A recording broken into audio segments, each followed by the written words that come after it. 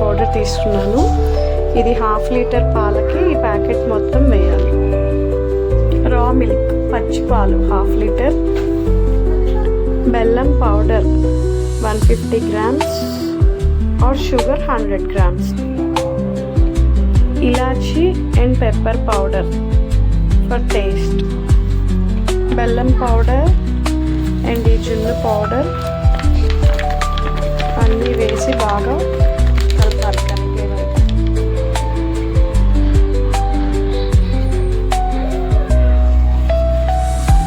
కలిపేలో ఇడ్లీ ఎలా స్టీమ్ చేసుకుందాం అలాగా వాటర్ వేసి పెట్టుకోవాలి, వేడి పెట్టాలి. ఇలా మొత్తం బెల్లం అండ్ మిల్క్ పౌడర్ కరిగేదాకా కలిపేయాలి. తర్వాత నెక్స్ట్ జున్ను ఎందులో చేయాలనుకుంటున్నారో అందులో ఒక స్ట్రైనర్ పెట్టుకొని కలిపిన పాలని ఇందులోకి షిఫ్ట్ చేసుకోవాలి.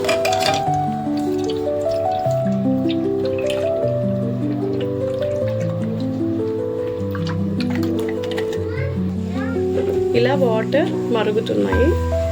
అప్పుడు ఇలా మనం వడపోసుకున్న దానిలో పౌడర్ వేసేయాలి.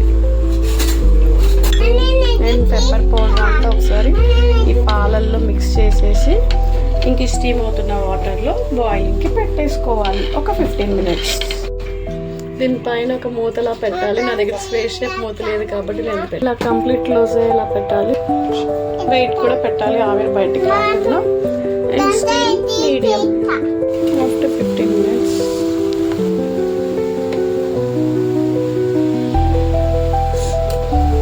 Switch off the flame. Stove ఆపేసి కాస్త కూల్ అయ్యాక ఫ్రిడ్జ్లో పెట్టి సెట్ చేయాలి. రెడీ.